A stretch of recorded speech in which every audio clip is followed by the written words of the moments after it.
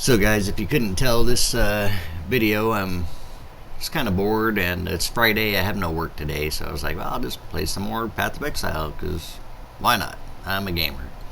So today, if you couldn't tell though, I am right now, at least until later when my brother gets on, I'm just trying to help people out with the campaign bosses. I've got a pretty good build going. I've already beat the Acts 1 through 6 bosses, 1 through 3 normal and 1 through 3 cruel, and I'm in the end game with the mapping. So I just, I'm bored, want to help people, want to play with people, and so that's what I'm doing today. So hope you guys enjoy. I'll try to edit out some of the waiting around as much as I can. But yeah, that's what this video is. So hope you all have a good Friday. This probably won't post till later, so you might not see it till Saturday. But hope you all are having a good end of April. And I know here in Arizona we're getting kind of warm. Hopefully you're all staying cool out there. And enjoy, and I'll see you on the next one.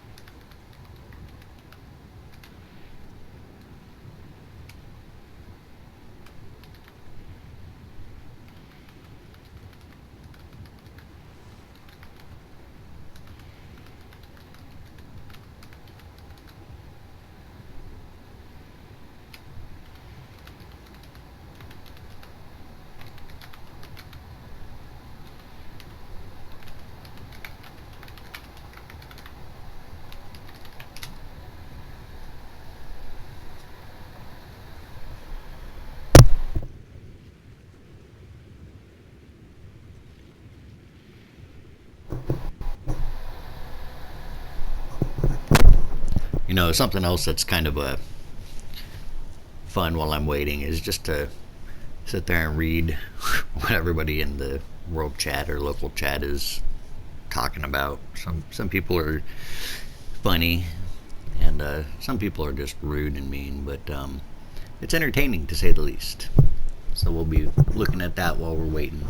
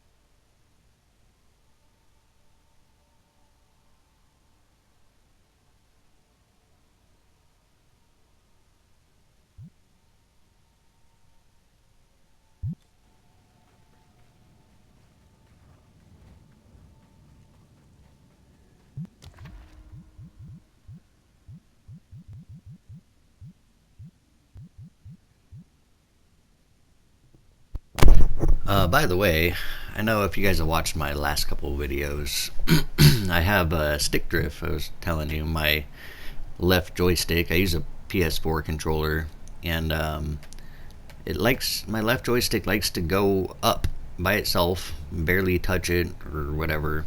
Really annoying. I did go out and get a used controller from somebody else, which works great, but for some reason the headphones jack portion doesn't work, and I think after doing some research, it has to do with my USB cable. For some reason, my controller I'm using now works fine with the USB cable, but this other one, it doesn't. It doesn't. My computer doesn't recognize this controller with headphones for some reason. I don't really understand. So I'll try to fix that sometime in the near future. But right now it might look kind of funny. You guys might see some weird stuff where I'm like, why does he keep going up and down with his inventory like this?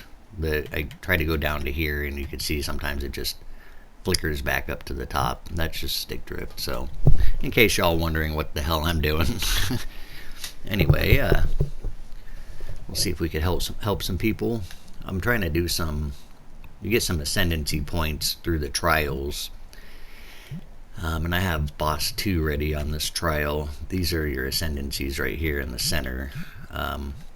I had help for all of my points. You only get a max of 8 for 4 total trials in this Sekama's place. But I can get through the first 2 myself pretty easily, maybe even 3. I haven't tried 3. They're kind of time consuming. But I got to the second boss because sometimes you get some good loot in here just going through it again. But I got to the second boss and I was like, you know what, I'll save it right there because I'm sure somebody else will need some points eventually, and try to give them away for free. Nobody wants them, but as you can tell in the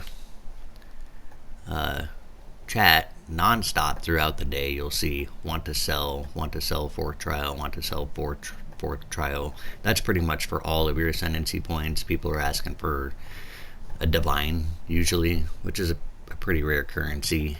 Let's see if I don't have any divines right now. I've only found 1 so far in this playthrough of Dawn of the Hunt. I found quite a few in the last one before the update, before the Dawn of the Hunt, but that's this one right here. It doesn't really give you info when you don't have it.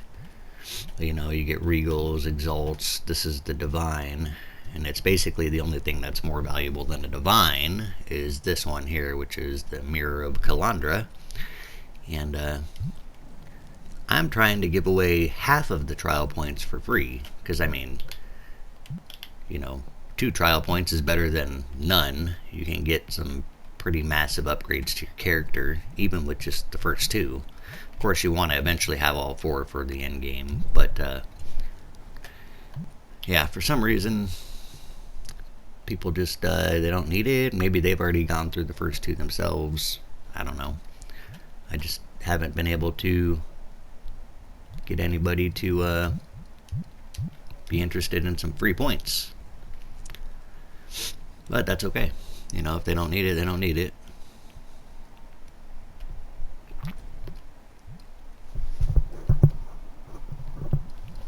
We'll just go back and chill at the refuge. I'll probably have to edit a lot of this out because I know a lot of this is just going to be waiting around today. But that's not fun, watching a YouTube video of somebody just waiting around in the lobby. So, anyway, that's kind of some information about what I'm doing there.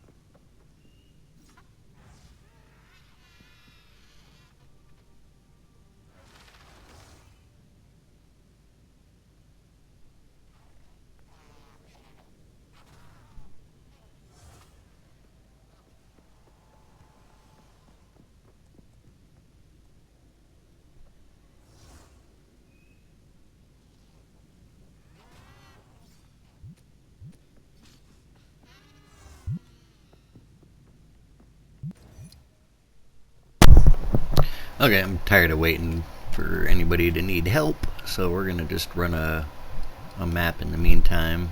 Kind of give some substance to this video here. Let's see. Let's go with... I had these towers set up around this area for some extra modifiers. And this stick drift is super annoying, man.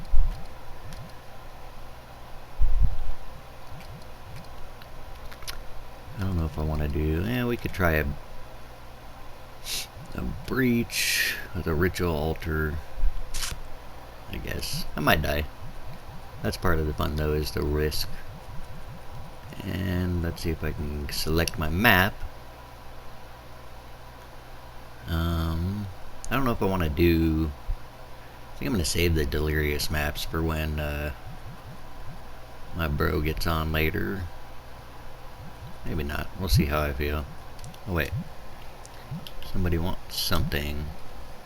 Oh, this guy. This guy that I've helped so far a few times. He's probably got that fat poison girl needing help with. Let's go have some fun. Yep, just like I thought.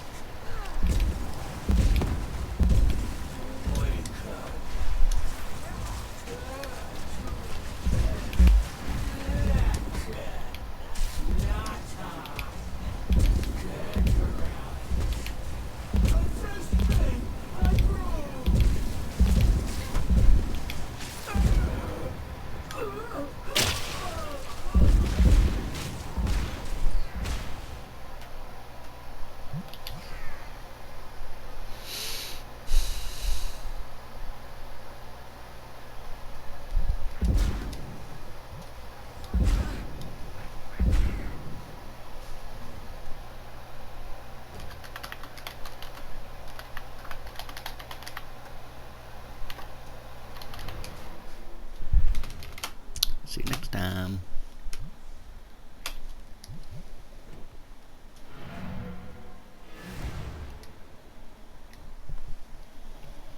Alright.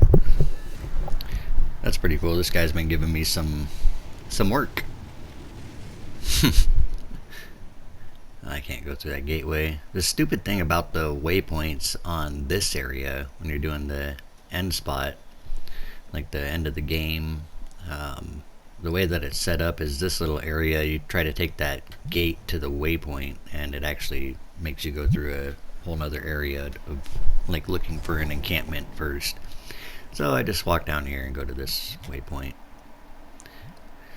Oh, this is only normal Act 3, so that would... It's only Act 3 Cruel that does that, because that's where you get to the end game. So, anyway, we're back. That guy's so used to my help that he didn't even say thank you this time, which is okay. I'm just here to help.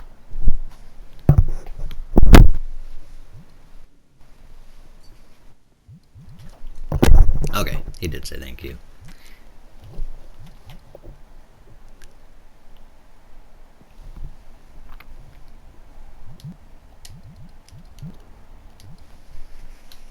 I like his little smiley face. Might use that.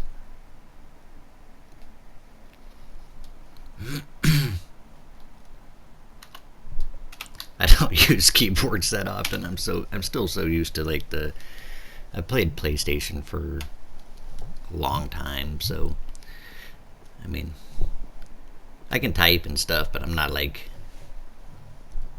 a huge computer person when it comes to keyboards, which is okay.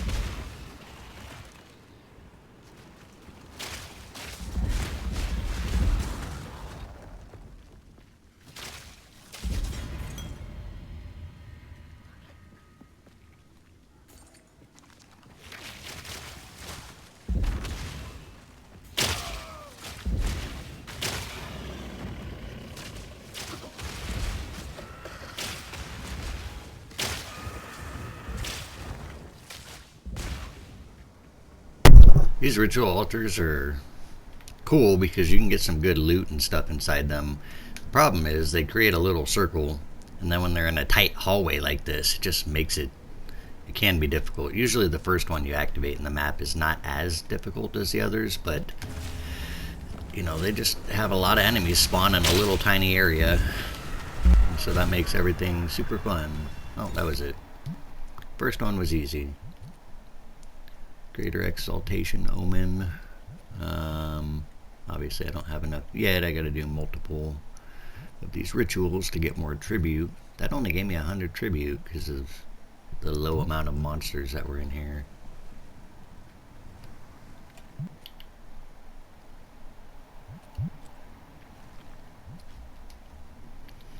Okie dokie. Moving on. There's a glare coming from the sun through my window in my bedroom. I have to like kind of sit at an angle, which makes it interesting.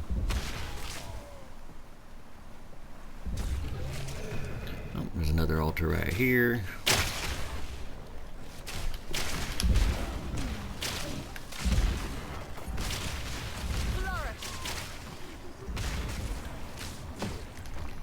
Explode, fat boy.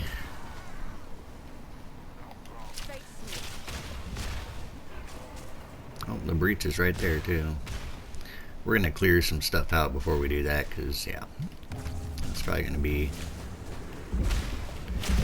a little more difficult with all the other enemies around.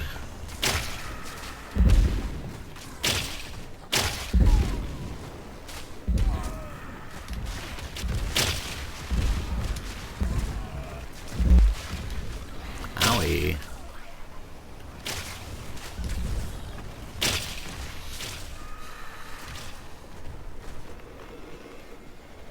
And there's like a leftover hiding enemy somewhere. There they are. The heck?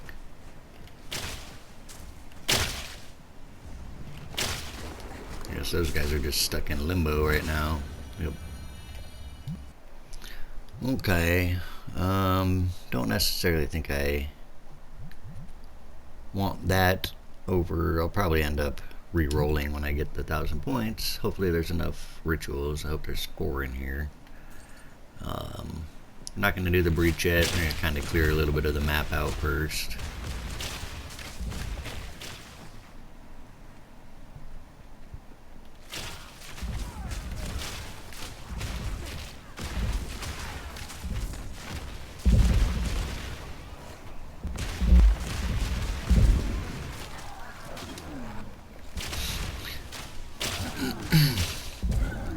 I think my poison build is coming along quite nicely. You know, these aren't delirious maps or anything. Those are more difficult, but you know, we're not max level yet either.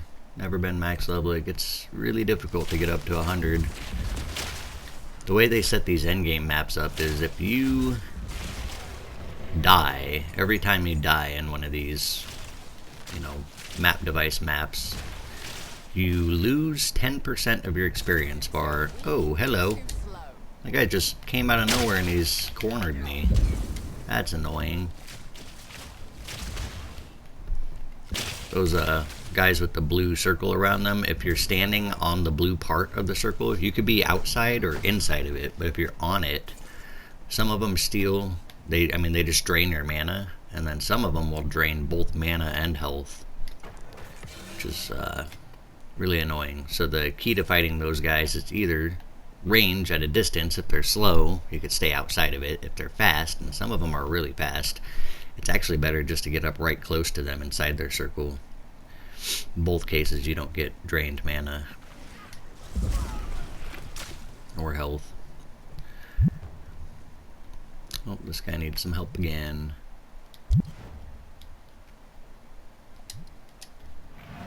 Let's create a portal first. I don't know if this is going to make me lose my map, but I don't care that much. It's a video game. Oh, the Temple of Kopek. This boss is a fun one.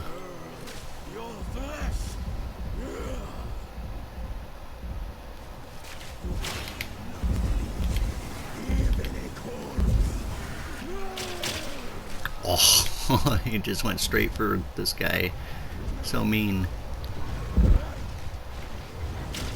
Get over here, buddy. Let me revive.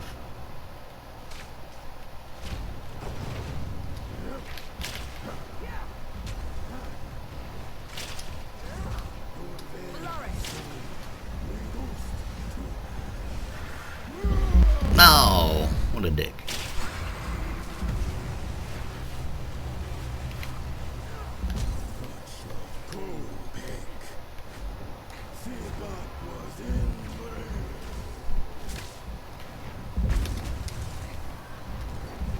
Let me revive. Okay.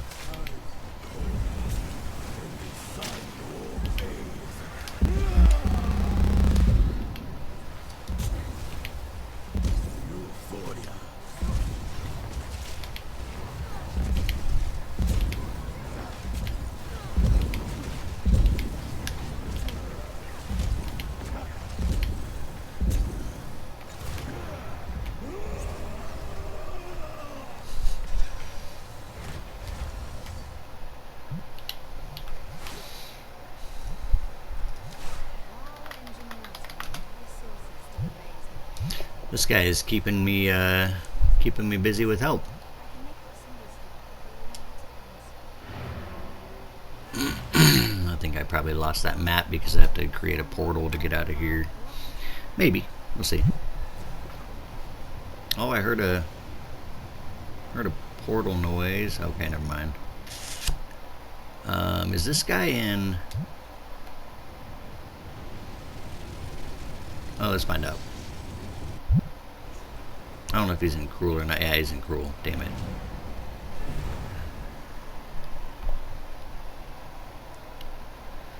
Okay, go back here. That means that I have to go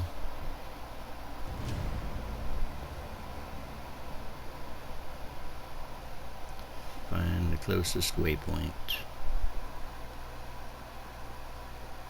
The Drowned City.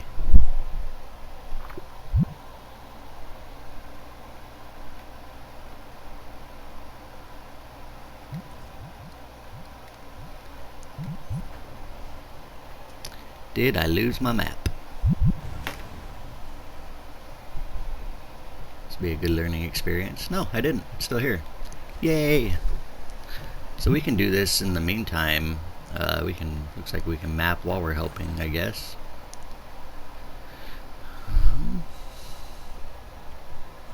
I wonder if I were to die helping somebody, if that would make me lose my map. Probably not, because I get a couple revives. Ow.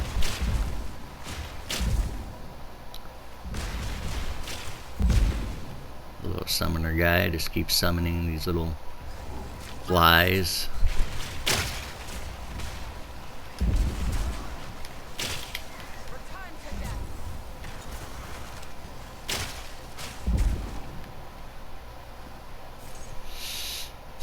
I would love to find another divine.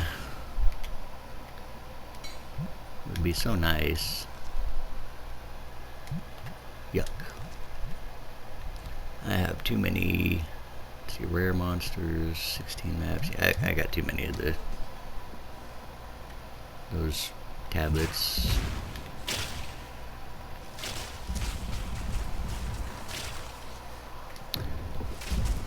I have to say, if any of you are thinking about playing this game, the first playthrough before Dawn of the Hunt, just the regular, the first version they came out with, I don't remember if it has a specific name. I played Monk. I played with the Monk. He was fun. And now in Dawn of the Hunt, I decided to play, obviously, the Ranger, Poison Route, and I have to say the Poison Ranger is a very fun character to play, and she's strong. She's very strong. So if you ever want to, play and you're trying to decide what might be a fun choice, obviously you can pick whatever you want, but Ranger's pretty fun in case you need some help thinking on what to play with. Nice thing about Ranger too is She's a very ranged character. You don't have to get up close like the monk and melee. The monk does have some range versions too. They're just not as strong as like the melee. But it's still doable. Like if you were to do the, I think it was called shockwave, or I don't know, something to do with basically swinging your staff and shoots out like lightning waves.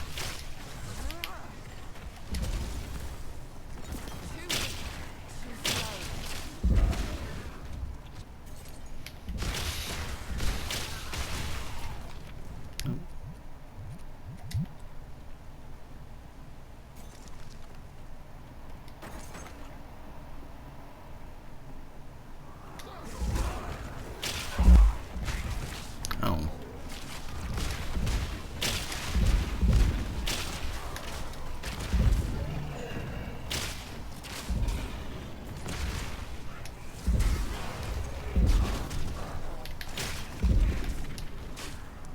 There's all the rares. Just got to do the rituals and the breach now. So basically the way that these maps work is they consider them complete when you do the map objective, which is usually kill all the rare monsters, and if there's a map boss, you got to kill the map boss too. And then extras are, oh, I didn't pick up the, should have picked up the map first. But yeah, like rituals, breaches, delirious mirrors, those kinds of things are considered extra content. You don't have to do, but they can give you some good stuff if you do them.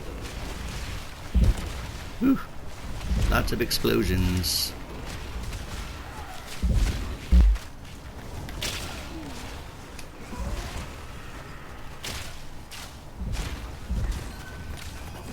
Nice. See if we can grab this map before I get unlucky and die.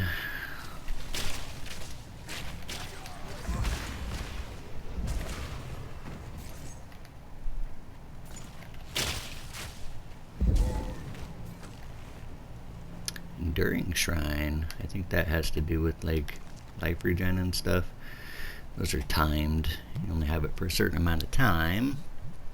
Let's see, I'm done with the rituals now. It's got a check mark on the little red thing with the Minotaur, whatever you call that thing. There's a check mark, so that means there's only 3 rituals here. Which means also that if I do this, re-roll, I'll get a new set of stuff, but it's going to cost 1,000 of my 1,100 tribute. So, probably not a great idea, because then I won't be able to buy anything. We'll just grab the Omen. Let's see if anything in here is actually amazing or not. No. No.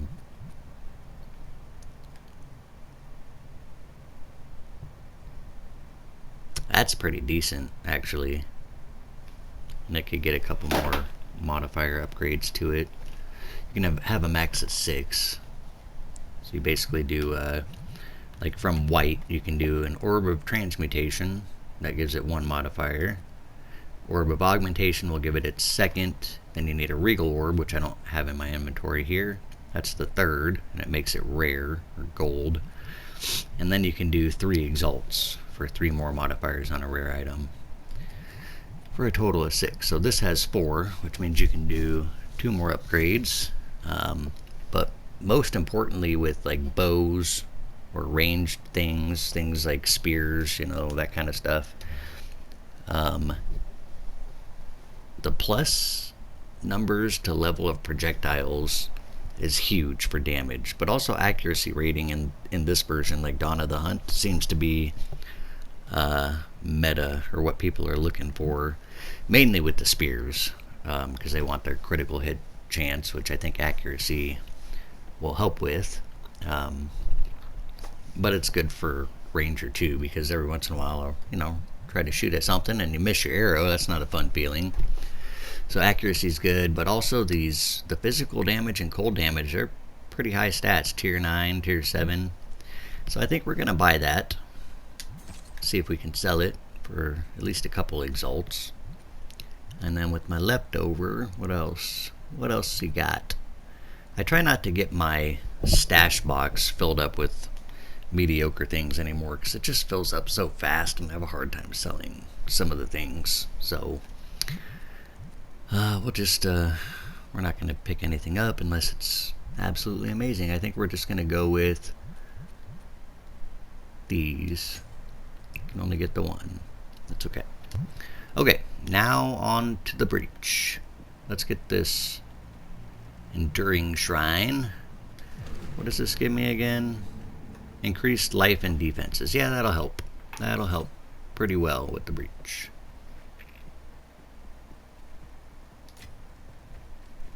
Only have 30 seconds, so let's get this thing going. Let's go. Hurry up, little man, run. Little woman, I mean. Pretty sure.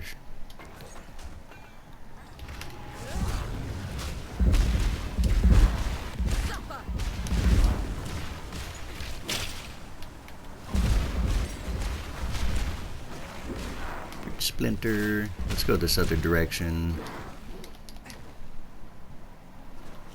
There's a clasped hand. Let's do that.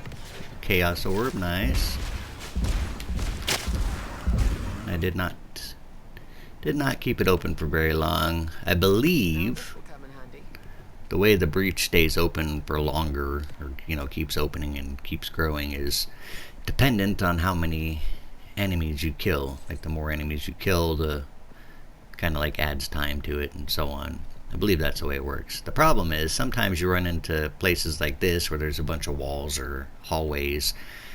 This one wasn't terrible, I guess. I could have maximized it better. But some places where the breach is located is just horrible. Like you get a long skinny hallway and you got, there's like no monsters coming out because it's basically just down a long skinny hallway. So that kind of sucks. Okay, let's see. This guy, I don't think I'm gonna, well, maybe I will throw one exalt on it. Let's see what we get. So we already have physical, cold, accuracy, and level of projectile skills, excuse me. Let's see here. What do we get? Leeches physical damage as life, which is it's an alright stat. Okay, I think we're just gonna put this in here for sale. We're gonna try to get like 5 exalts out of it. See if we can. What level is this thing? Item level 79. I mean, we'll try. If we don't get it, we'll drop it down to maybe 2 or 3, 2 exalts. Who knows what'll happen. Making something on it's better than making nothing. I definitely don't need it for my character because I've already found a pretty decent bow. Plus, I think +5 to the level of projectile skills on bows and crossbows is the max you can get, and that's the most increase of your like damage or DPS and so on. But also, it's good to have a high physical damage on them as well.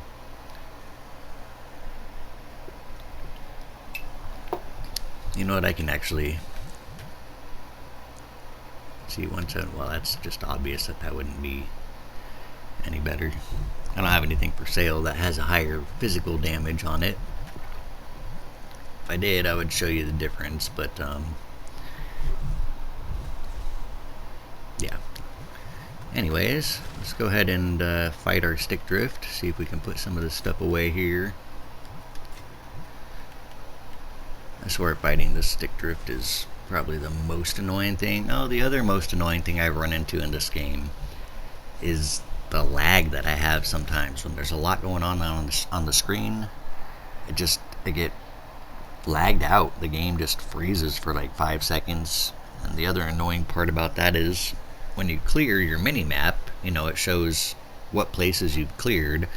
When it lags out for long enough to where it goes to like a black screen for a couple seconds, it actually takes away the visibility again on the mini-map, almost like you haven't explored those areas. And that's really annoying as well. What am I trying to do here? I'm trying to find out where this guy goes. We'll put this one here. We did find a map. Nice little rare map there. All right stats, I guess. I'll just put that in the box. So I keep a bunch of scrolls because I'm just constantly, especially in the higher level stuff, I'm always revealing what the items are that I'm picking up, and if they're poo-poo, then I just drop them. That way I don't waste time bringing them back here and have Doriani. This guy right here, he'll identify items for free, but maps are, I mean, not maps, scrolls, they're so cheap. 25 gold per scroll. You can see I have 325,000 gold. There's no reason to not have scrolls. Just fill up on those. And that way, while you're in your maps or your game, whatever you're playing, you can just identify all the items. I usually only identify the gold ones. Unless I'm playing like the highest tier. Like if I were to do a T16, which is the highest tier map, it makes the monster level 80. So T16 you can only get by corrupting T15 maps, and you have a chance to make it one level higher. That's the only way to get T16. So it makes them more rare, but monster levels determine the drop of the item. Oh, we got our buddy again. Oh, the Molten Bolt. I love this boss. Anyway, we'll get back to explaining that later. Oh.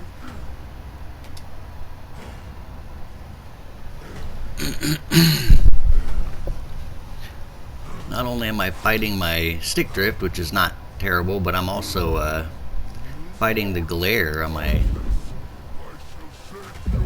screen here.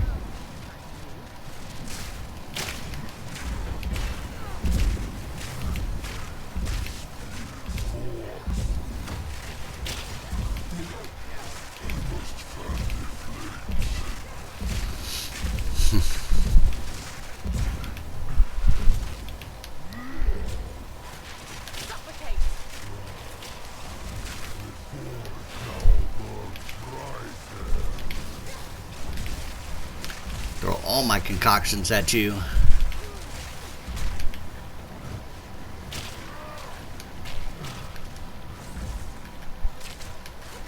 Why is he running all the way back there? He's got to take a breather or something.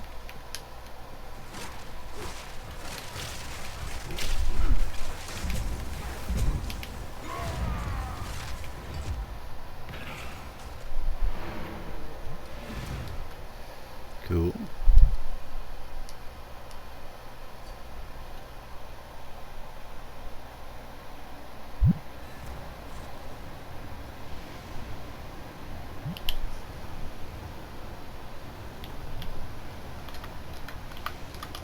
I still had my whisper set up for this guy last time. Okay.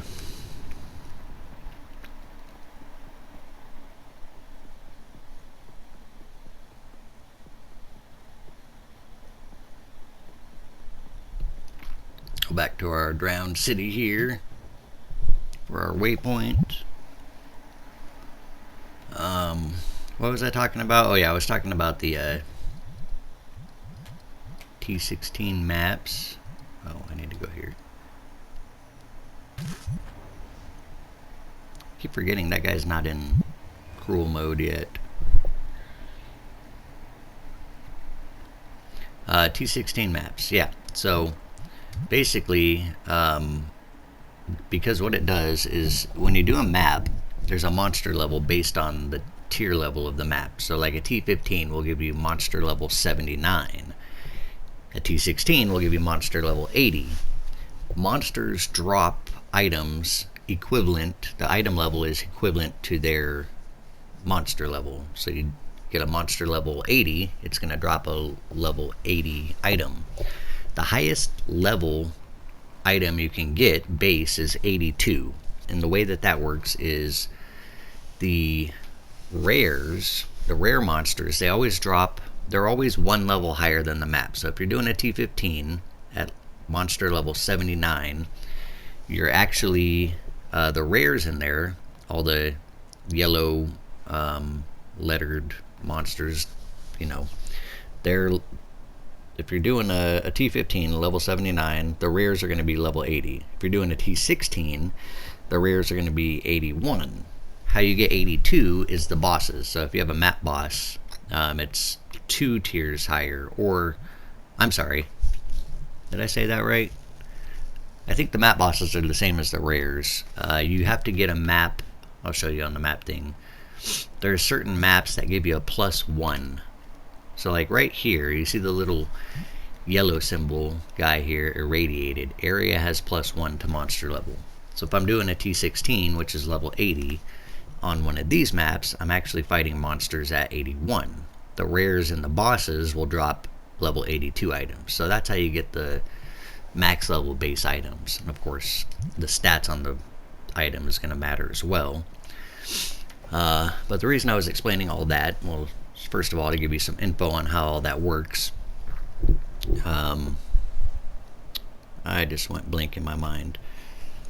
Oh, the reason I was explaining that is when I go to pick up items based on, you know, what I want to carry back here and what I don't want to waste my time on, I usually in regular maps I'll just pick up the gold items, the rare items, you know, that are gold with 3 modifiers or higher, and use my scrolls to identify those. But in the higher levels, like the monster level 81s, for example, on a T16, I'll pick up every item, and I'll throw, you know, if it's white, I'll throw on an orb of transmutation and then an augmentation, just to see what stats you get, because you could get some good stats. And of course, being the highest level base, that's where you're going to get the best weapons in the game, as long as you get the best modifiers to go on it.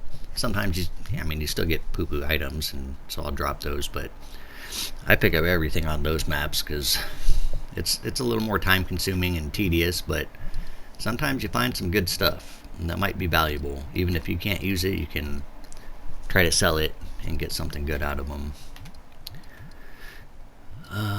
Okay, let's see, is anybody else looking for help?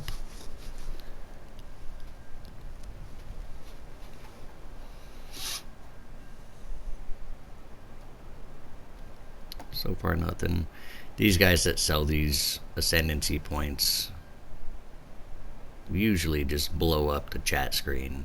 Like, it's kind of a pain. There's a lot of people that do it. I understand, you know, divines are hard to come by, and people are willing to pay a divine for their full ascendancy points, all 8 points, because sometimes it's just so time consuming, and if you die in a trial, you got to start all over. Like, it's difficult.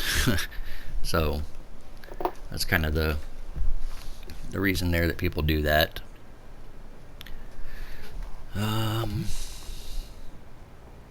Let's see, what are we gonna do? I guess we'll run another map. And stick drift, go screw yourself. I would just use the other controller that I have, but it's a real pain not being able to hear the sound of the game. I like to hear monsters and their noises and where they're coming from. It's not as important as something like Apex, where you're playing competitive with other players and you gotta hear the footsteps, but that, plus if I can't use my mic, I can't talk to you guys. So we'll deal with the stick drift for now. The reason I don't get a brand new controller, at least not right now, maybe it'll get annoying to the point where I will, a PlayStation 4 controller, which I like the best. I like the feel of them. I'm used to PlayStation, but I'm sure it's probably the same with Xbox. The PS4 controllers are still $60 brand new. The PS4 is not even the new system. You have PlayStation 5 out now. Of course, those controllers are like 70 or 80 bucks basic controller. But it's just incredible to me that a PlayStation 4 that's been out for, what, over 5 years now, even more than that, I think, they're still $60 for a brand new controller. That's just insane. So I think it's better to maybe go get a couple cable, you know, a PS4 cable. See if I can find a long one or something somewhere and see if that'll help. I think the cable I'm using now wasn't originally intended to be a PS4. I mean the USB cable, but it seems to work fine on this one. I have like the camo PS4 controller. The other one I have is that I just got is white. It doesn't have any stick drift. It feels nice, but it I believe, based on the research, that it could be the cable issue. It's just not reading it with the computer correctly, so the computer can recognize it. I don't know why that would be different, but I guess it makes a little bit of sense. Okay, what are we gonna do here? I don't really want to do the rituals right now. Maybe we'll go and try and open up some more pathways. I see a tower up there. And of course you have to do these maps in order. So like the ones that are blue, like right here, this will allow me to get into there and do the map, and I have to do those before I can, stick drift stop. Before I can do like this one. This one's grayed out. It's not blue. So I'd have to do this one. Oh my goodness. This one right here. You see how it's got a line going up to the next one, like a little dotted line? That tells me that if I were to complete this map, I can go up to any of those other two north of it that have the dotted lines next. That's how you unlock them. I don't see anything closer up there. There's a tower up that way. Also, I wonder if... Okay, there's a tower right there, and that looks like that's only 1, 2 away. It won't let me select the tower with it in the fog. We could do that. This has got a breach in it. You know what? I don't know if I want to do the delirious maps. Let's see what else I got. Also, it's about time for me to go have a cigarette, and I gotta use the bathroom, so I'll probably do that first. Let's see here.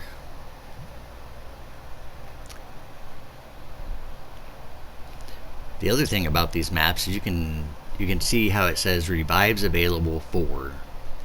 So when you have a map, and it first starts off, it's just white. There's no modifiers on it. It gives you a total of 6 revives, and then each modifier you put on it, it makes the map harder, and it gives you less revives. So like here, I got one more modifier.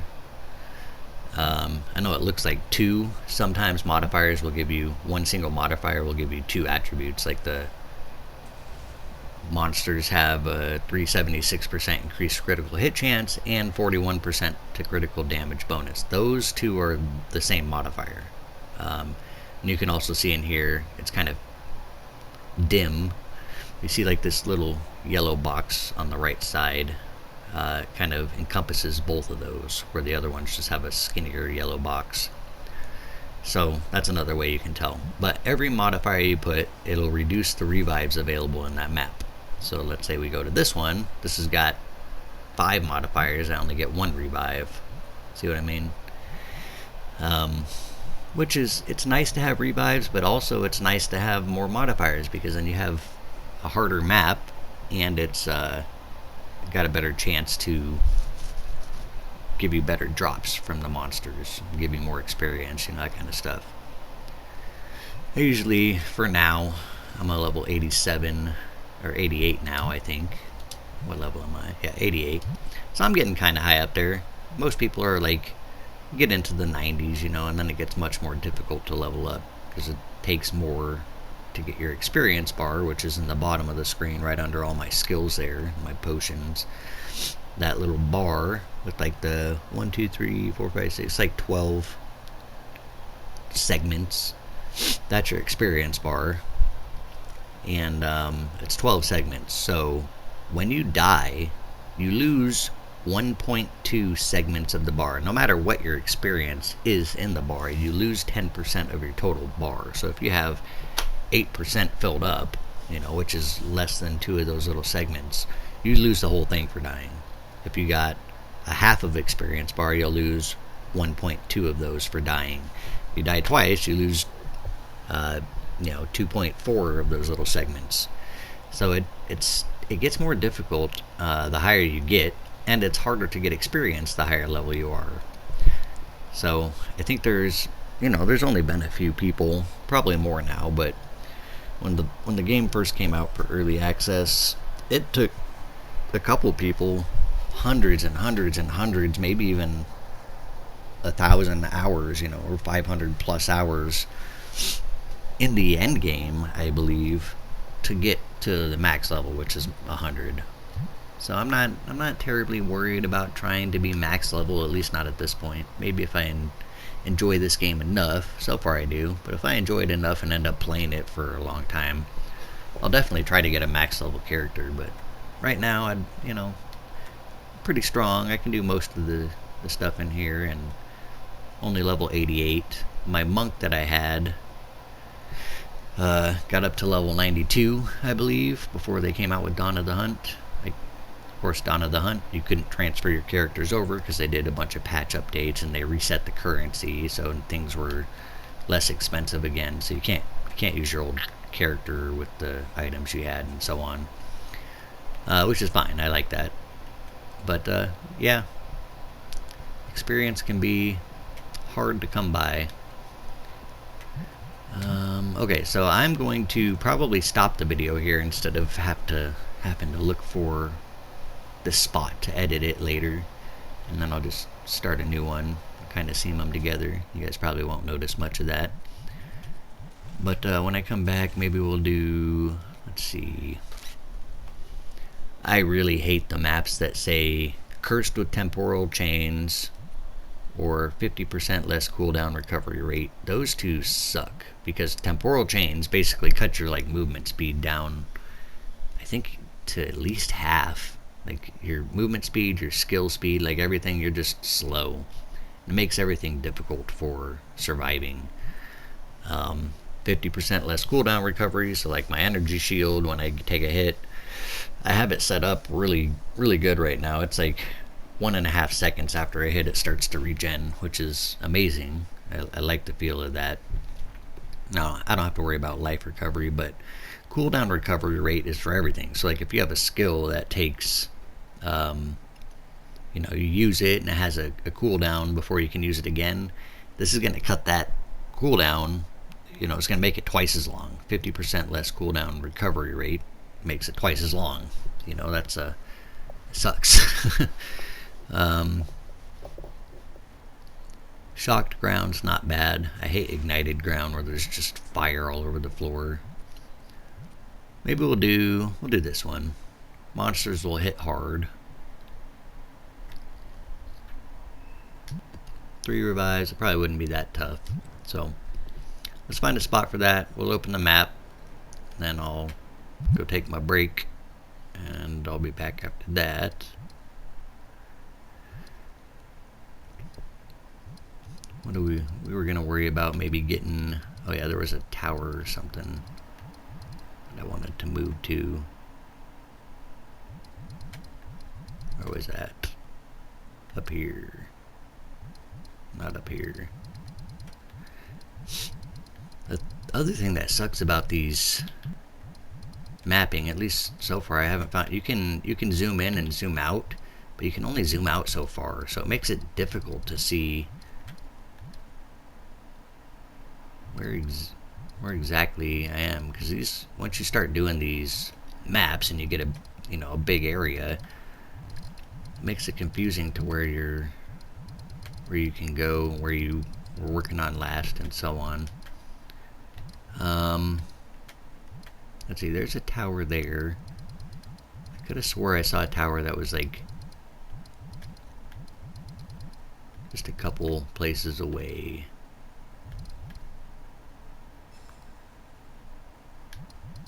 We can do this one. That looks like there's going to be one more map up to the left a little bit. You can kind of see it, and then that's probably going to get me to that tower. Oh, that was the other one right here, and then up here, and then to the right for the tower. We could do both of them. That's got a map boss. We'll just do that for now. Place that in there, and I'll just take my break here, and then when I come back, we'll do that.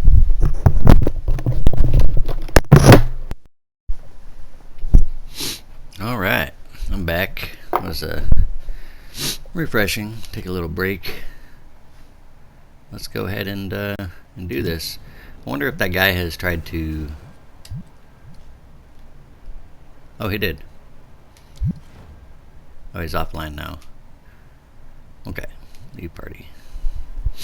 Sorry, dude. I was taking a break. My new friend.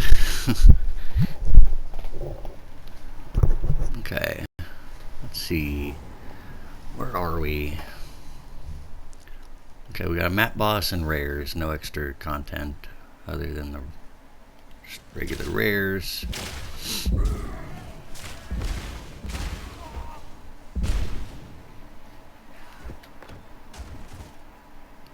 Sleek jacket. Spiders that come out of the ground. Let's see here. I wonder if I'll make sure. I probably just showed up as AFK to him. Yeah, he didn't.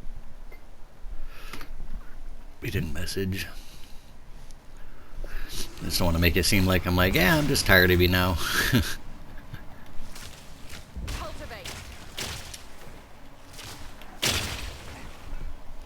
These guys that have like the same wind around them as me, I have Wind Dancer, which gives me extra evasion. So those guys, that guy right there that I just killed that has the like wind, like this guy right here, they're evasive. So sometimes it's hard to hit them. But I've noticed my vine arrow right here, the one that creates a little flower, it creates a vine that sticks to them, and that seems to take away their evasiveness. It's easier for me to hit them. So little things you learn as you play and go.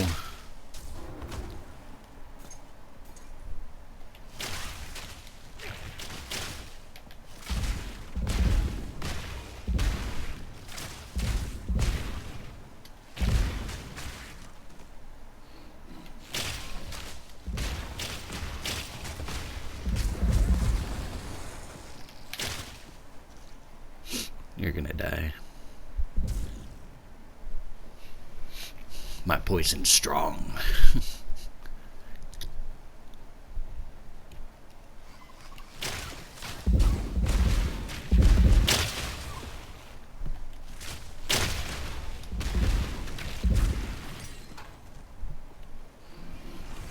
Come on, give me a divine today. That'd be awesome.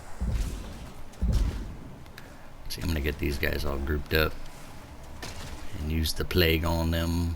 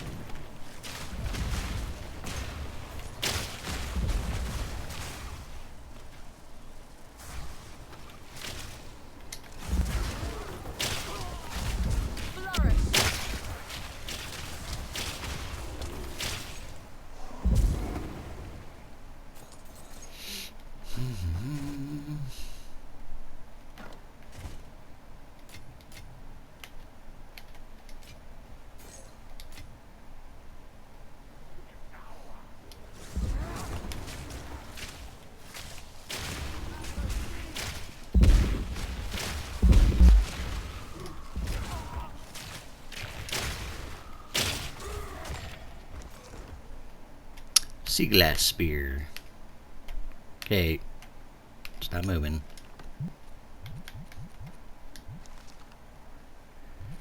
Nope, that's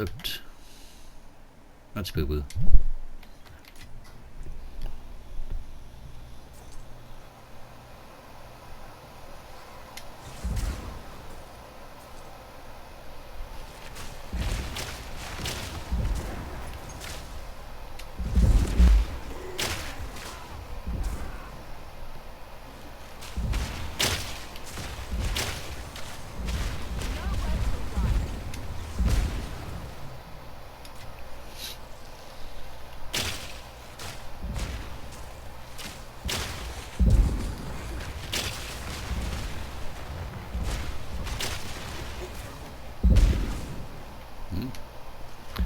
Making fire all over the ground.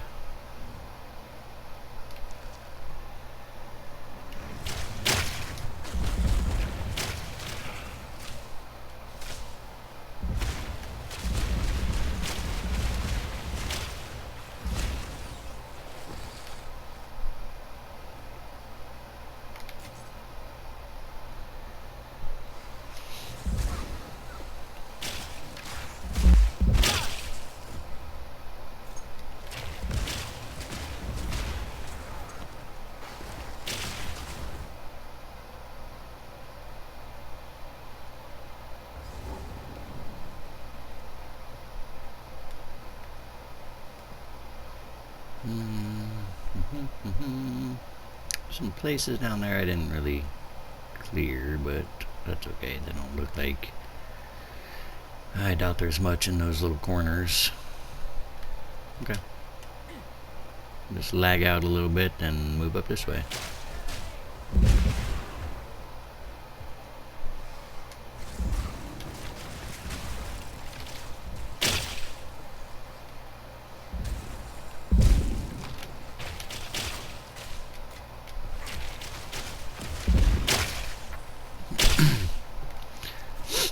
One thing that's kind of funny about this game, I have my X button on the PlayStation 4 set up to my vine arrow, that move right there.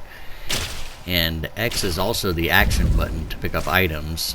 So if there's an enemy around me, you know, the little red highlight happens and I'm locked onto him and I go to try to pick up an item, it doesn't let me pick it up. I just automatically will shoot my vine arrow. Which can be kind of annoying at times, but it's not a big deal. Just gotta clear the enemies out and then you can pick stuff up. There's a lot of little critters right there.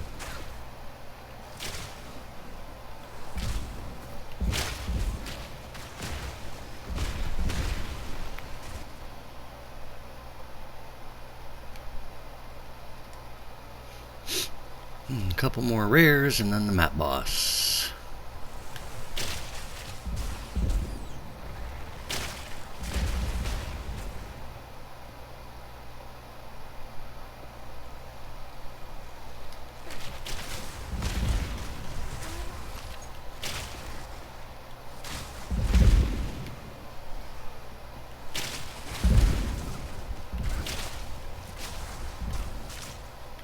Those guys are spreading fire everywhere they go.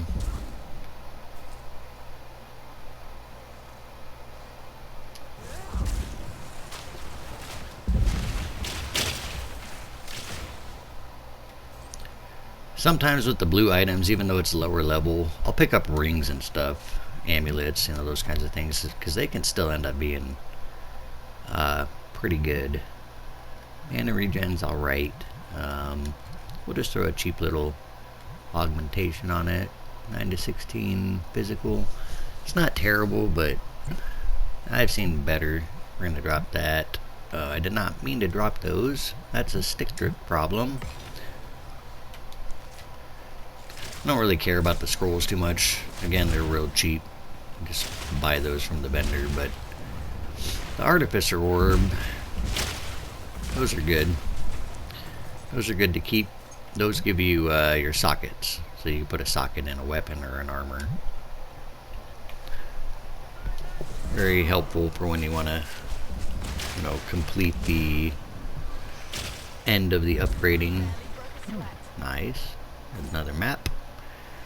Picking up maps is a good idea because that helps you sustain your ability to map, to play the maps. You can get maps from Doriani in the Refuge.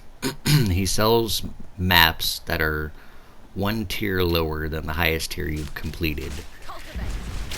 I don't know exactly how that works for the T16s, if that's still the same. I know right now he sells me the T14 maps because technically I've completed T15s only. I don't think I've done a T16 yet. We'll have to try that maybe. Maybe we'll do that in this video sometime. But the other thing with Doriani is he sells a limited amount. I think he sells like 8 or 10 maps, but only within a certain amount of time. So if you buy all the maps and you use them all, you might have to wait a day or maybe 2 days. I don't know exactly what the time frame is before you can buy them again. So it's just a good idea that if enemies are dropping maps, to just go ahead and pick them up, you know, no matter what they are. That way you have some sustainability. Okay, I think we're pretty much done with all the rest of this here. I'm not worried about the little spots there. Let's complete the boss. The Lord of the Pit. This is a newer boss, I think. I don't know, maybe not. I don't remember seeing him in the one before Dawn of the Hunt. Poor little guy. He didn't stand a chance. These right here, my little concoctions that I throw out, those are my strongest move. That's your, you get it from your ascendancy. And yeah, they just deal massive poison damage over time. I didn't mean to do that yet. Let's go ahead and see what these are. Go ahead and identify those. Grand Spear. A 4 to level of all projectiles, but the 20% increased damage, physical damage, sucks. Tier 2. Mana per kill is pretty good. I don't play the Amazon, the Huntress. I haven't tried her yet. She's the new character. But I think a +4 to level of projectiles is pretty good. You know, because the max is +5. That might be worth a couple exalts. Then again, maybe not. That doesn't have very high physical damage. So, I don't know. I don't think it's really that worth it, to be honest. Yeah, I'm not going to waste my time on it. Rarity of map bosses, rarity of items in the maps. 2 maps contain bosses. I think I have more spaces for... Yeah, I'm going to drop it. I like the 3 and 4 map bosses in the area. This has got a 300 to accuracy, which is not bad, and increased damage with bow skills, 29 to dexterity. It's pretty decent, but it's nothing... Item level 81. Nothing amazing. So on the quivers, you can get a max of +2 to your projectiles. And then on your amulet, you can get a max of +3. I've looked for higher. That's the max. So I got a +5 on my bow, +3 on the amulet, +2 on the quiver. It's a total of +10. And you kind of really want to do... Oh, I still have the presence on this. I need to change that out. I was using the presence. Anyway, back to... Sorry, my mind's all over the place. So you really want, like, quivers to have... Quivers, amulets, and bows to all have, like, the plus to the level of projectile skills. Otherwise, probably not going to really sell it. I mean, you might sell it for real cheap to somebody if they have a lower level, but that was a 81 level, so very unlikely somebody else is going to want it. It's not beneficial to me. This has a 56 to spirit.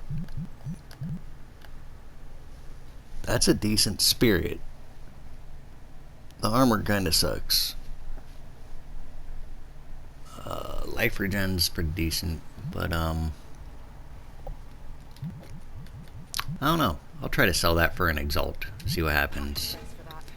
There was this one I didn't get a chance to pick up because I was full. It's a scepter.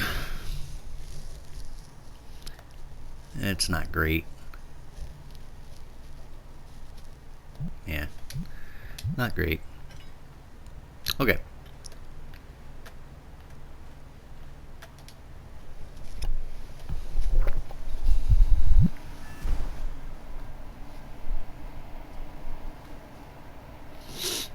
Let's go put things away.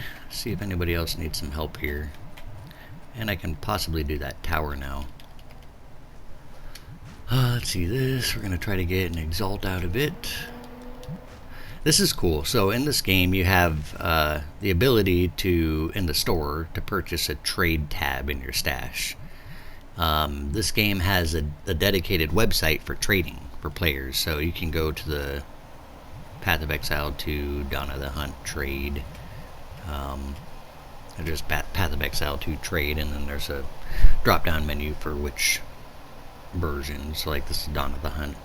Anyway, you can go in there and you can put, you can search for your different items, stats, what you want on them, and so on. And you can see all the people selling them. and then you click on a button for whispering to that person, and it automatically whispers in game as long as you're online to that person saying you want to buy it. And then that person will just invite you, like you've seen me do a couple times here today. Somebody's said, hey, I want to buy this, and I invite them, they come over and I grab the item. And the other neat thing is, if you have it full, sometimes it's hard to look for these items, but they set up a thing in here. I don't know if it's always been that way or if it's new for Dawn of the Hunt, but it creates a purple box around the item. So like somebody whispers and says, I want to buy an item, you invite them. As soon as they join your party, you go to your trade tab here, and whatever item that they wanted to buy, it just shows up in your tab with a purple box around it. So it makes it easy to find it, pick it up, and makes it convenient and quick, Anyway, let's go ahead and put these number rare. I might hold some of these on my person. There. Let's go ahead and drop these in here. Hold on to those for now. Let's go into the chat. What do we got?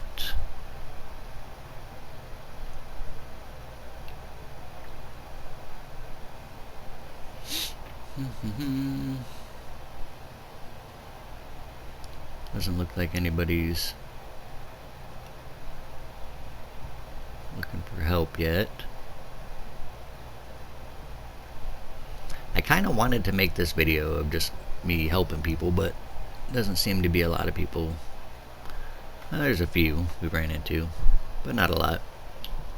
This guy's offline. Let's get him out of there.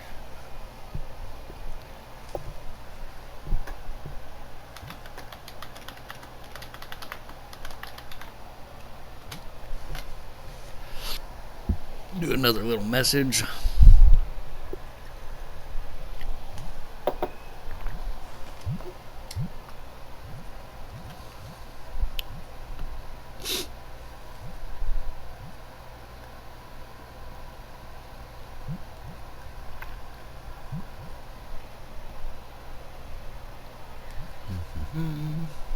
That's got a 50% increased number of rare monsters. That's pretty cool. 92% increased rarity. Okay. The more monsters, especially rare ones, you put in your maps, the more the rare monsters tend to drop like a little pile of items, where regular monsters, they have a chance to drop, one item here and there. So having more rare monsters in your maps is good, because you have more items that drop, and then increased rarity is great too. You can even put rarity on like your rings and your boots, your amulet, your helmet, that kind of stuff. I don't think you can get it on your body armor or your weapons, but like amulet, rings, boots, you can get rarity on those. Let's see, I think I have something with, my amulet has a 20% increased rarity. I don't know, I don't remember if that's a stat that you could see. You can probably see it somewhere. I don't know where you would see that though.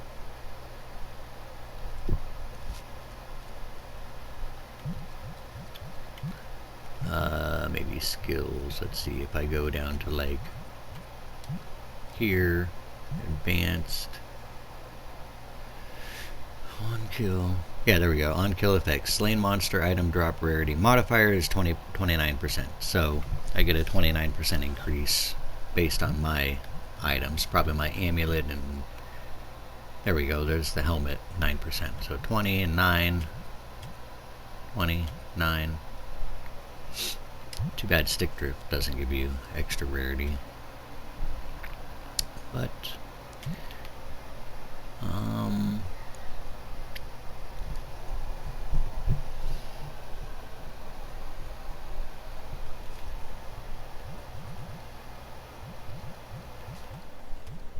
that's funny. Anybody got this? This guy says, not for shouting at people that can't even say please.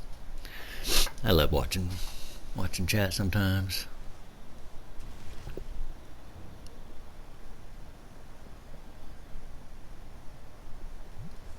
That'd be cool. I don't have 1.8 mil. The Venter's Strongbox. I think I have that in one of my videos. I don't know if I uploaded that. It was a short little video. I ended up getting a ring, a Venter's Gamble ring, which was nice, but then I corrupted it and it turned into poo-poo. This is the guild stash. Me and my brother share this stash. You know, you have your skill gems, and then we have a big stash box, kind of the same as my trade tab, and we just throw like extra rings and amulets in here in case we ever want to do something with them later. But yeah, this sucks. It was good. It had like a 30% increase to rarity, but the cool thing about the Venter's Gamble rings is you can get negative effects. Now, the reason that that's cool is not for resistances. You don't want something like what happened to my ring here. You don't want negative resistances, especially a negative 36 to fire. That sucks. But you can get negative increased rarity of items. In other words, you can lower your rarity. The reason that that would be good is some items, I'll go to my other stash here. So like these, the sapphire rings, white items that don't have any modifiers. These have an implicit modifier, so it doesn't count as being blue or magic item. It's just a normal item. These types of items you can use a orb of chance on, and the orb of chance will give you basically either a chance to turn a normal white item into a unique item, or it'll have a chance to destroy the item. The chance to destroy it is much greater than the chance of getting a unique. But for example, the sapphire rings, they have a chance of turning into one of the rings called the Dream Fragments ring, which is a high valuable item. And then the solar amulets, they also have a chance to turn into one of the uniques as well. I wonder if we still have a unique in here. I think there was one in here. Yeah, like this, the Fire Flower Solar Amulet. That's an item. There's another unique that's actually more valuable. And then the white versions of these, this is blue, so that's why we have it in this spot here. But the stellar amulets, the white ones, they have a chance of turning into shoot, my mind went blank again. There's a unique stellar that gives you like plus to attributes, which is a really valuable item because they give you high amounts to attributes. I think they nerfed it. It might not be as good as it used to be, but you can get. There's a unique version of this that used to give you like a plus 100 to all attributes. It could give you a little less or a little more, depending on how it rolls, the chance, and so on. But those ones are extremely valuable. Like they sell for 30, 50, 60 plus divines, which is insane money. So that would be like the purpose of having a Venter's Gamble ring, is because it gives you, with negative rarity, it would give you more of a chance of finding like white base common items, and some of those end up being fairly valuable. Like I could take, if I had more of those stellars, I think I used Orb of Chance on them and I lost them all. Yeah, I don't have any stellars, but some people will buy, right now, they'll buy like the white stellars for around 5 to 10 exalts. Oh, I put one up for sale, that's what it was. I was trying to get 20 exalts out of it, and I haven't got any bites. Come on, stick drift. There we go. There's a white stellar. So those, I could probably put this down to 10 exalts, and let's do it. I don't have any orbs of chance, I don't think. Let's see. Do I? Nope, no orbs of chance. I only need one more chance shard to make an orb of chance. You know what? I don't want to sell it. Let's see. Do I have a unique in here that I can just dismantle? Yeah, we'll do this one. I don't think anybody...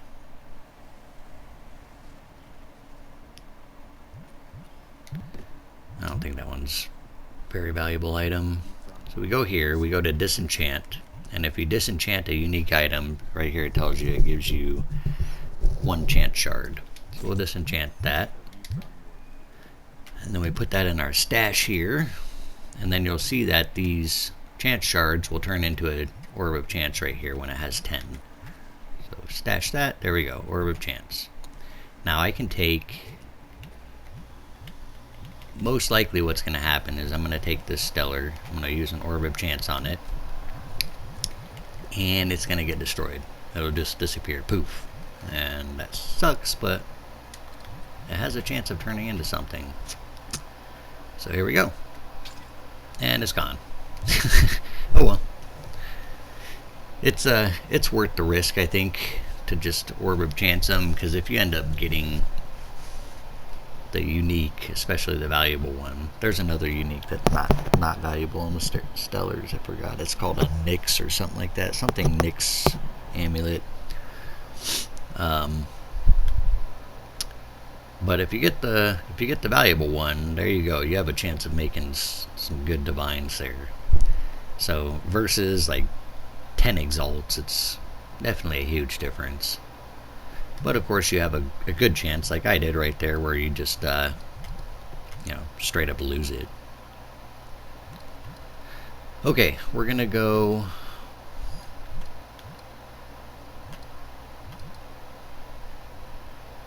Okay, we do have a couple more that we have to do before we get to that.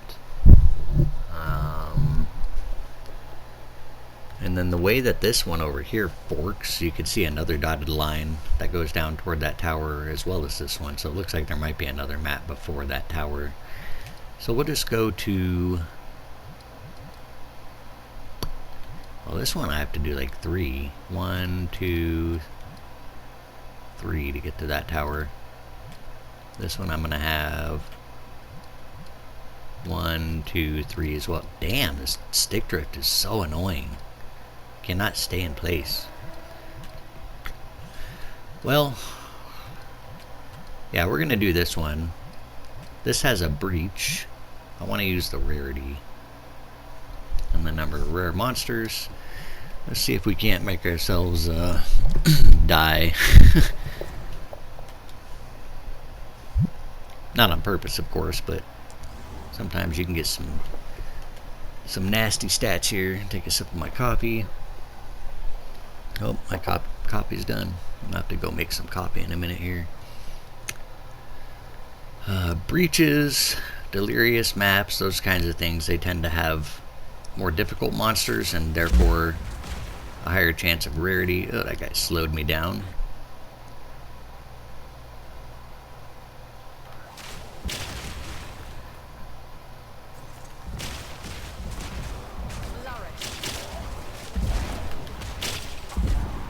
Whew. These guys, some of these guys' projectiles, like, give me slow. Actually, their hits just give me slow.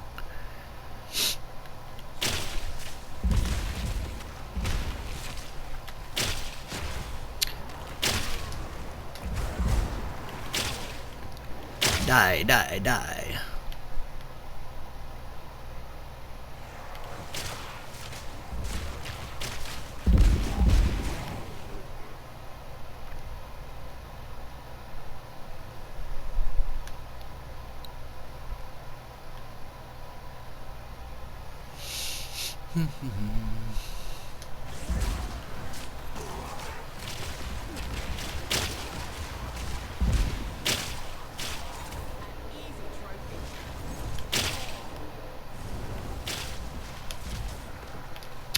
Did not mean to pick that up. Don't care about it. Well, since we have it in our inventory, yeah, I don't care about that.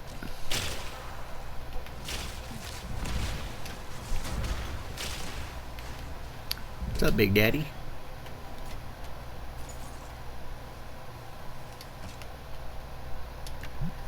What do we got here?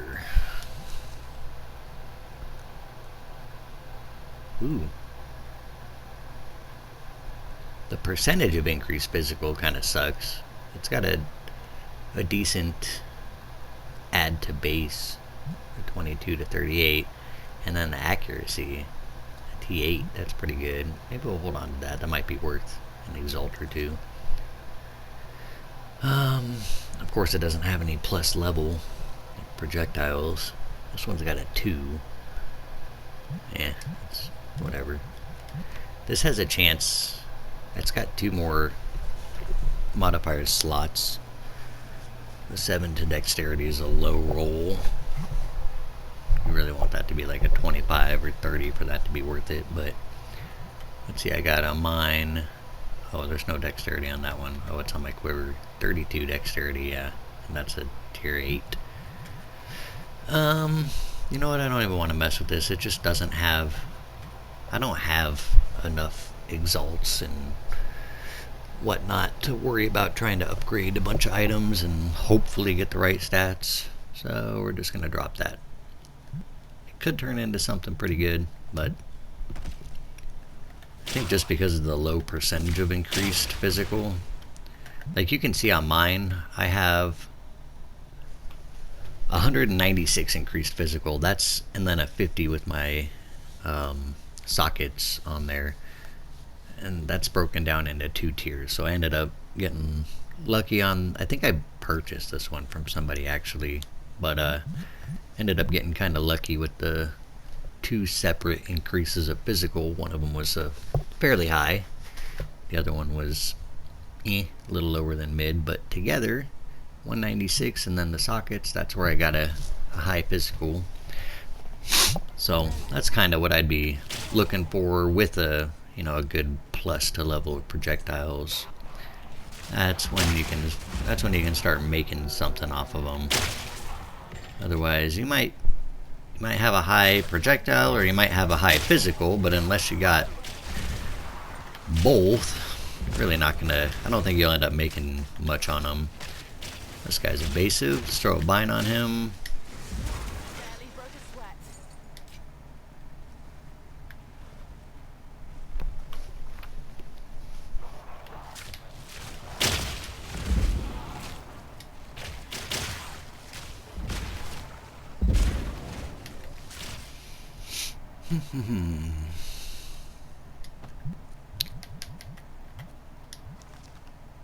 $25 to movement speed, 31 to lightning resist, max life is but regen is good. That might be worth an exalt. We'll hold that. Movement speed is huge. On mine, I ended up getting one from somebody with a 30%. That's the highest I've seen on boots. 25% is pretty decent too. I need to put some kind of different socket in here. I don't have my wither anymore, so I don't need increased presence area of effect. That just means I'm losing out on a little bit extra benefits from a different kind of a socket or a rune.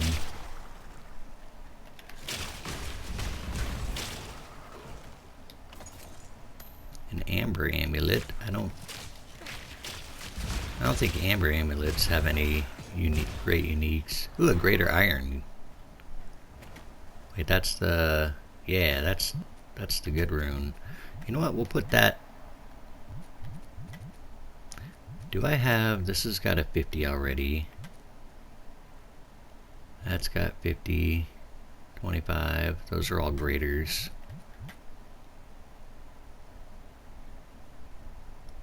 Lightning resist. My lightning's at a 43%, so I don't necessarily... eventually I'm going to need my resistances to get up higher. I want to try to cap them out at 75, which is the max, but let's see, if I lose 14%,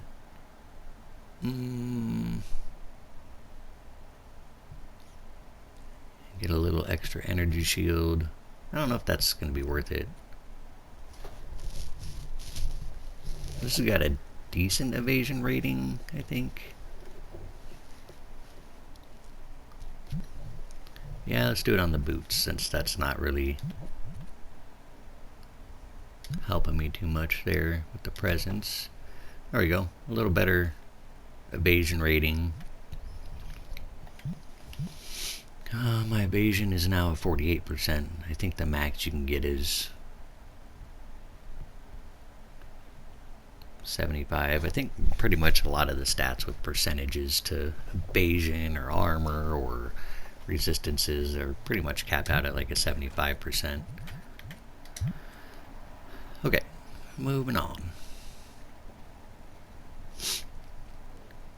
Guys, I need some good vibes, man. I want to find a divine.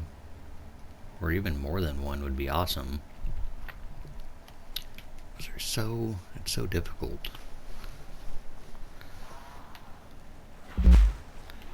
Let's see, in this Dawn of the Hunt, I've probably played Gem Cutter Prism. I've probably played close to 100 hours or so on Dawn of the Hunt so far. Don't mind if I do. And like I said before, I've only found the one divine. I was helping somebody through the trial of Secamus. Found a divine, but I haven't found any in the mapping or in the base, end game, base game of the campaign.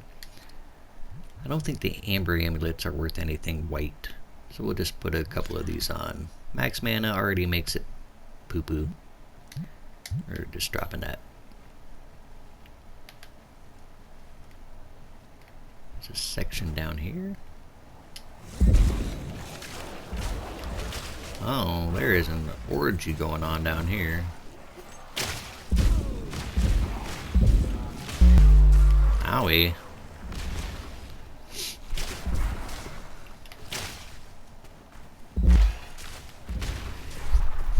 One thing about chaos damage in this game, chaos does massive amount of damage. Like it does twice as much damage to energy shields.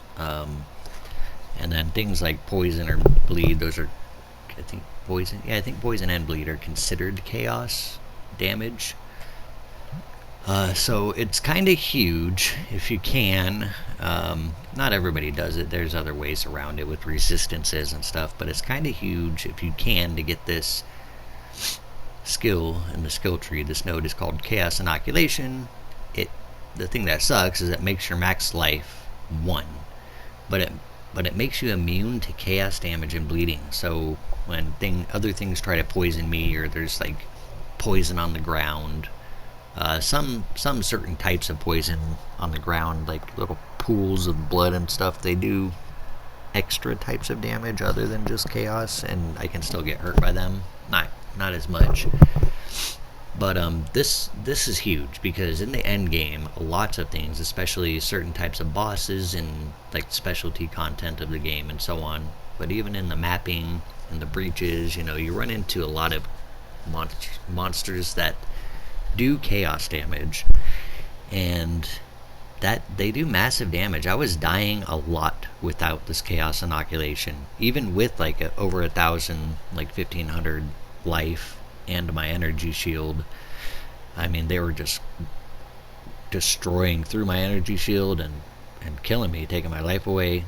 But the chaos inoculation is awesome because I don't have to worry about taking chaos damage from anything. So I'd only worry about physical, lightning, fire, cold, the other elements.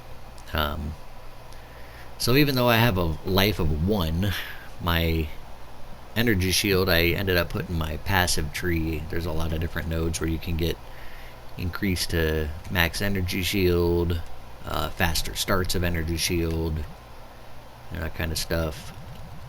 And just try to build your energy shield up. I had to sacrifice a good chunk of DPS to be able to have all these, but it's, in my opinion, so worth having. If you're close enough to it, if you can get to Chaos Inoculation, it's worth it. I ended up taking off like attack speeds and things like that. Of course, when I level up some more, I might be able to put those skills back into some of the DPS, like my chaos damage and my poison magnitudes and things. But so far, I'm I'm not struggling too much. You know, I can do lots of damage still. I was doing more without the chaos and knock, and without as much energy shield, but now with the chaos and knock, because my max life is 1, I have to have a high energy shield. Like these things right here. This normally would do a lot of damage by standing in it, but I do I get no damage from it because I have the chaos and knock. I think that's like a poison ground effect. So super helpful, makes you much more survivable. Okay, those guys with the clubs though, especially when they're grouped up like that, they stun the poop out of you. They do massive physical damage. And if you get a group of them together and they're all just hitting you non-stop with their club, that's a quick way to die.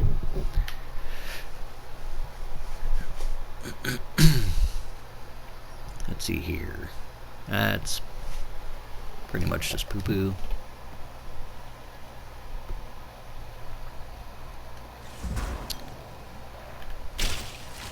But yeah, when your whole life pool is basically just your energy shield, nice lag again, then you need a high energy shield, because as soon as my energy shield goes away, you know, if I get hit enough and I lose my energy shield, I'm dead. Like, there's no life reserve underneath. It's just 1 health point. So not only that, but you also need faster start of energy shield. So there's some of these down here that give me, like right here, energy shield recharge rate, faster start of it. So you can see on my character under energy shield down here, you know, I have 1,041 per second, and my energy shield recharge delay is only 1.58 seconds. You know, before all those skills, it takes a good while, like, I don't know if it was like 3, 4, or 5 seconds, something like that. But so now when I take damage, as long as I can avoid damage after that for 1.5 seconds, my energy shield starts to recharge, and pretty rapidly. Very, very helpful in survivability. Really, the only things that tend to kill me now are, you know, some areas in the game, some monsters just do some crazy amounts of damage. Like there's some rares and some bosses that they get a really good, strong hit on you. It's just a 1-hit kill, period. But also the other way to die is basically getting stun locked or frozen. You know, you get stuck in place. You know, I have a group of monsters that just continuously hit you and stun you. You're pretty much just dead. You gotta be careful of that. I got some... Or that guy, those beamers. I do not like those fire beaming guys, because they just don't stop beaming you. Where did he go? He must have died to poison or something.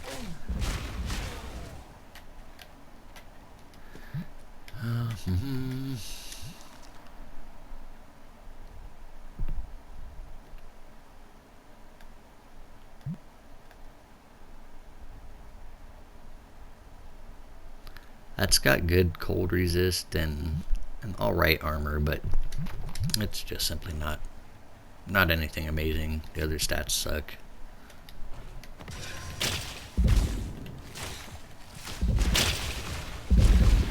Okay, where's that summoner?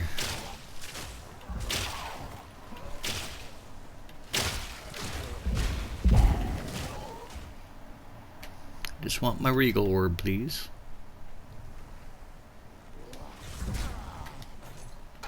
That was overkill.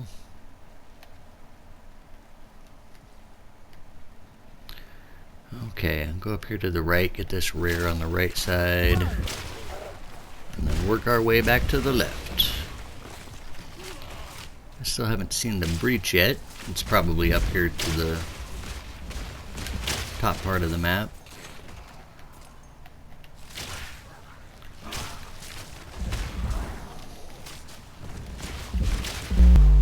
Ooh, those guys stun, man. I hate the people that stun the poop out of you.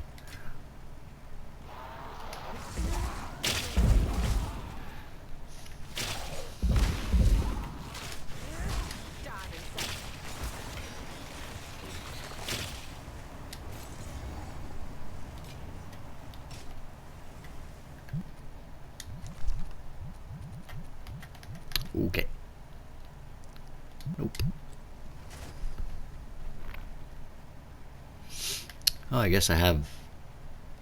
No, I have not ran into the breach. It shows on the map though. That's cool. So it used to, before one of the updates, the rare guys on the map wouldn't show up until you've been in the map for a certain amount of time. You can run into them and find them, but they wouldn't just show up on your, map where their location was until, it's been a while, at least a good 5 minutes into playing the map. But and then breaches as well, or any other extra content, rituals, they wouldn't just show up in the beginning. Now they've done something with the update to where it just seems like it just kind of automatically does, at least for the rares. I don't know, the breaches might still be the old way. We've probably been in here for 5 minutes now. What is this? Accuracy, level melee. There's no like physical increase. Don't want to waste my time on it.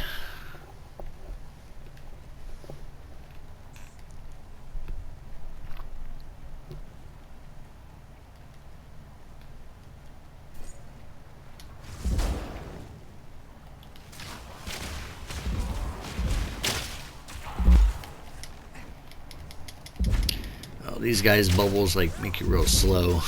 Oh, he's gonna kill me. Yep. Wow, that sucks. I just lost a good amount of that. So people that slow you down too, they suck. I mean, I'm just stuck moving slow and he's fast, and so he's just always on me and just rapidly hitting. Some of those things can be quite difficult in these maps. But now, of course, that guy, I think he died right here. Ooh, no. And then those guys, they just stun the poop out of you. They come in groups of like 4+. So you try to roll out of the way and you're just slow moving and the next one swings. It's really irritating.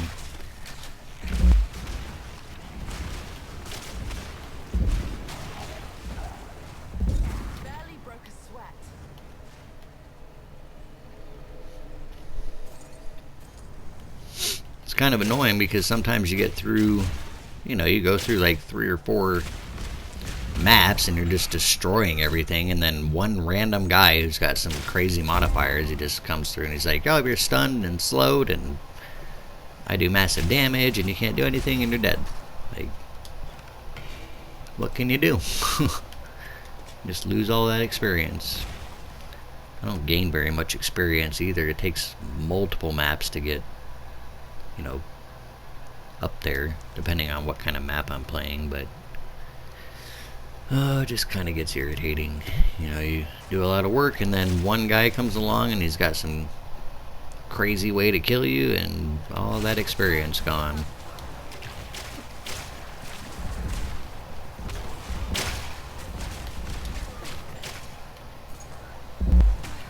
Oh, there we go. Yep, like those guys. Seems like all of these guys on the left side have crazy abilities to just slow and stun you.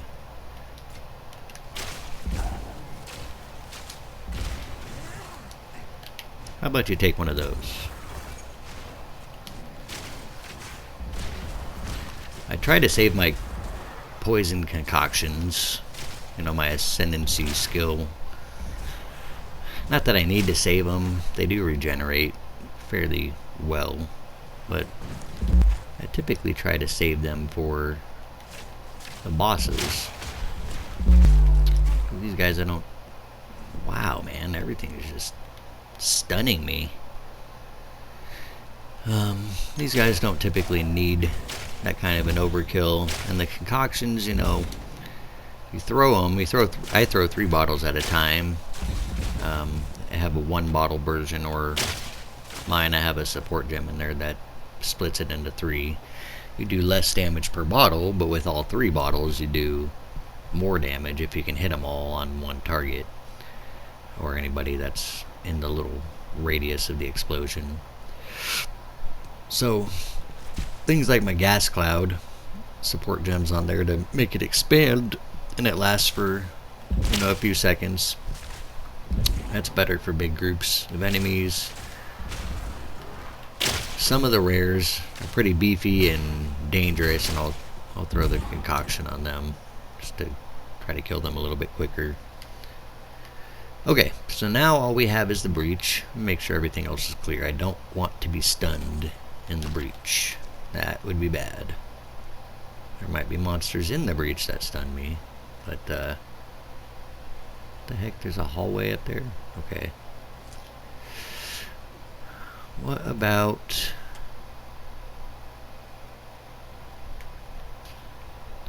No. Alright, well here we go. See what we get.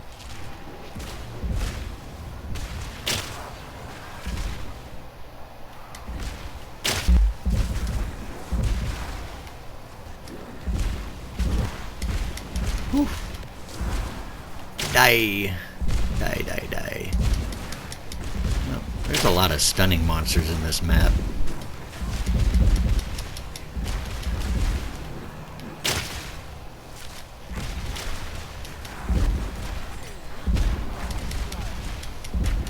And some of these terrains are ridiculous. You can't see where you can go. Ooh, I almost died there. That was a little bit difficult. Definitely didn't get as far as I probably could have, but that's hard when you're just slowed and...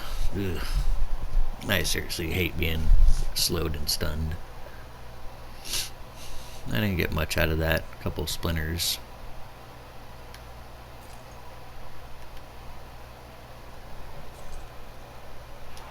Oh, I missed a spot. Okay, well that's pretty much the end of that map.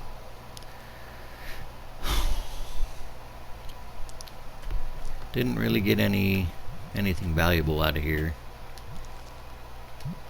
Which kind of sucks because I'm supposed to have a 101% increased rarity of items. But that's just sometimes how it works. It doesn't guarantee you to get anything valuable. Just have a little better chance. When they say things like in modifiers, for example on your equipment or in the maps, you know, 100% increased rarity, all that means, it doesn't mean that you're 100% guaranteed to get like really rare items. It just means whatever your rarity was before, let's say you have a 20% or 29%, you get a 100% increase of that. You can get a bunch of rarity modifiers on your equipment and then have huge rarity on maps and then on tablets for your towers that also increase maps. You know, I've seen huge increases, like some people in some of the videos I've watched, you get like 300-400% increased rarity, and you have a good chance for getting rare items there. But even then, you might get some rares or uniques, and then the modifiers on them, they might not be that great. It's all chance. It's like playing the lottery, but at least it's free in a video game. Alright, well, I think we had some fun this video. We helped a guy out multiple times, helped a couple other people out. We ran some maps, kind of got to explain some different aspects of the game for any of you that are interested in learning more about the game and so on. So I think we're going to stop the video for now. I don't want it to be an extremely long one. And we will see you guys next time. I hope you all have a good weekend. Happy end of April. I know summer's coming up, so try to stay cool. If you live in an area that gets hot, don't overdo yourself. Stay cool, drink lots of water. I will see you guys next time. Bye-bye.